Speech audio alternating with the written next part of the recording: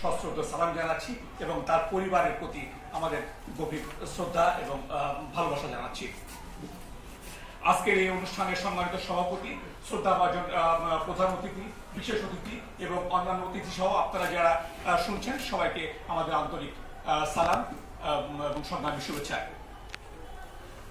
প্রথম এক মিনিটে আমি একটু অনুরোধ সুযোগ পেয়ে একটা অনুরোধ করবো। সেই অনুরোধটা হচ্ছে আমাদের কাছে প্রধান অতিথি বিচারপতি মোহাম্মদ আব্দুল রউফ স্যারের কাছে এবং সেই সঙ্গে আরো একজন বিশিষ্ট স্যার আমাদের সঙ্গে উপস্থিত আছেন জনাব কলিমুল্লাহ স্যার। আমার অনুরোধ এটাই থাকবে স্যারের কাছে, বিশেষ করে প্রধান বিচারপতি আব্দুল রউফ স্যারের কাছে, যিনি সংখ্যানুপাতিক নির্বাচনের কথা প্রস্তাব করেছেন। সেই প্রসঙ্গে আমি শুধু একটা কথা বলবো স্যারকে উদ্দেশ্য করে, যে আমরা মনে করি সংখ্যানুপাতিক নির্বাচনে যারা নিবন্ধিত দল আছেন তারাই কোথায় এই সুবিধাটা পান মূলত, কারণ দলগুলোর মানে ভোটের ভিত্তিতে এই সংখ্যানুপাতিক ব্যবস্থাটা নির্ধারিত হবে। সেক্ষেত্রে যারা মানে এই নিবন্ধিত দল না, কিন্তু যারা দেশে গণমানুষের জন্য কাজ করছেন, বিভিন্নভাবে নির্বাচনে অংশগ্রহণ করবেন, তাদের জন্য আমার মনে হয় এই সংখ্যানুপাতিক নির্বাচনটা তাদের পক্ষে যাবে না, কারণ তারা হয়তো স্বতন্ত্রভাবে নির্বাচন করতে হবে বর্তমান ব্যবস্থায়, অথবা অন্য কোনো দলের মাধ্যমে করতে হবে, যেটা হয়তো আমাদের পক্ষে যাবে না। আমরা সেই জন্য নিবন্ধনের একটু বিরোধিতা করে আমরা যে দাবিটা দিয়েছিলাম নির্বাচন কমিশনের কাছে, সেটি ছিল যে দল নিবন্ধন না করে নির্বাচনের 3 মাস পূর্বে যারা যারা নির্বাচন করতে চান ব্যক্তিগতভাবে তাদেরকে নিবন্ধনের আওতায় আনা। সেই 3 মাসের মধ্যে তাদের যোগ্যতা নির্বাচন কমিশন বিবেচনা করবেন এবং সেই মতে তারা নির্বাচন করবেন এবং তারা নিবন্ধিত হয়ে নির্বাচনী আইনের মধ্যে থেকে যারা নির্বাচিত হবেন তারা আইনের মধ্যে থাকবেন, যারা নির্বাচিত হবেন না তারা চলে যাবেন। এইভাবে আমরা দল নিবন্ধনের পরিবর্তে আমরা ব্যক্তিগত নিবন্ধনের কথা বলেছিলাম। এই বিষয়টিকে তিনি বিবেচনা করবেন এবং নির্বাচন কমিশনের কাছে আমাদের দাবিটি পৌঁছে দেবেন, সেই প্রত্যাশা আমাদের। আর প্রসঙ্গ নিয়ে 2 মিনিট কথা বলি, সেটা হচ্ছে এই যে চেতনা, যে আমরা জাতীয় ঐক্যমত্যের কথা বলি, আসলে জাতীয় ঐক্যমত্য মানে রাজনৈতিক ঐক্যমত্য আসলে সম্ভব না একটি গণতান্ত্রিক রাষ্ট্রে, এটা আমরা মনে করি।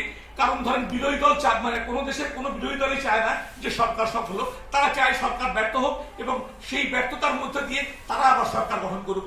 একইভাবে সরকারি দলও চায় না যে বিরোধী দল সফল হোক আন্দোলন করে, কারণ তারাও চায় যে বিরোধী দল তাদের প্রোগ্রামে ব্যর্থ হোক, তারা তাদের বিবেচনায় ব্যর্থ হোক, তাহলে সেই ব্যর্থতার উপর থেকে সরকারি দল আবার সেই নির্বাচনের সুবিধা নিতে পারে।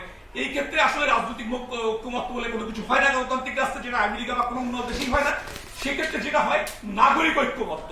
এই নাগরিক ঐক্যমত্য হলে একমাত্র মানে শুধুমাত্র রাজনৈতিক দল না, সারা দেশকে একমত করা যায় বিভিন্ন জাতীয় ইস্যুতে, অর্থাৎ নাগরিকরা, অর্থাৎ যারা প্রত্যেক দলের সমর্থক, এই সমর্থকরা যদি ঐক্যবদ্ধ থাকেন এবং তারাই একমাত্র বাধ্য করতে পারেন রাজনৈতিক দলগুলোকে যে বিভিন্ন ক্রাইসিসে এই রাজনৈতিক দলগুলো যদি সেই মতে ঐক্যমত্য না হন, তাহলে তারা তাদেরকে সমর্থন দেবেন না এবং সেই ভয়ে শুধুমাত্র রাজনৈতিক দলগুলো বিভিন্ন ইস্যুতে ঐক্যমত্য হতে পারে। সেই জন্য রাজনৈতিক ঐক্যমত্য দরকার। ছোট্ট একটা উদাহরণ দেই, চিন্ময় দাস, যাকে নিয়ে সারা বাংলাদেশে এখন তোলপাড় চলছে, তিনি গ্রেফতার হয়েছেন। দেখেন, তিনি যে ইস্যুতে গ্রেফতার হয়েছেন, যে রাষ্ট্রদ্রোহ মামলায় গ্রেফতার হয়েছেন, সেই ঘটনাটি তিনি যে গেরুয়া পতাকা উড়িয়েছিলেন, এই পতাকা উড়িয়েছিলেন আরো কিছুদিন আগে, অর্থাৎ আরো 1-1.5 মাস আগে। তখন তাকে গ্রেফতার করা হয়নি, গ্রেফতার করা হয়েছে এখন। অর্থাৎ এখানে কোনো কারসাজি থাকতে পারে, এটা আমরা মনে করি। এখানে কোনো দূরসংযোগ অথবা কোনো চিন্তা ভিন্ন থাকতে পারে আমরা মনে করি। একইভাবে দেখেন, এই চিন্ময় দাস যখন হলো, ওই দল থেকে বহিষ্কার হলো, ইসকন থেকে বহিষ্কার হলো, তখন এই তাদের সমর্থকরা তাকে কেন বহিষ্কার করা হলো তার জন্য কোনো আন্দোলন করে নাই, তাকে রক্ষা করার তখন চেষ্টা করে নাই। কিন্তু এখন যখন গ্রেফতার হয়েছে তখন কিন্তু তার পক্ষে সবাই মিলে আন্দোলন করা শুরু করছে। অর্থাৎ তাকে রক্ষা করাটাও ব্যাপার না, এখানেও একটা গভীর রাজনীতি হয়তো আছে।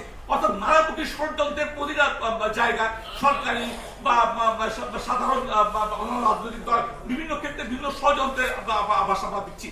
এই ষড়যন্ত্রগুলোকে যদি আমরা করতে চাই, সমাধান করতে চাই, তাহলে এই নাগরিক ঐক্যমত্যই দরকার। অর্থাৎ এই ধরনের প্রত্যেকটা ক্রাইসিসে রাজনৈতিক দলগুলো একে অপরকে সহযোগিতা করতে বাধ্য হবে, এরকম একটি জায়গায় আমরা সাধারণ মানুষকে ঐক্যবদ্ধ হতে হবে। তাদেরকে বাধ্য করতে হবে যে রাজনৈতিক দলগুলো যদি এইসব ক্ষেত্রে ঐক্যবদ্ধ না হয়, তারা তাদের সমর্থন হারাবে।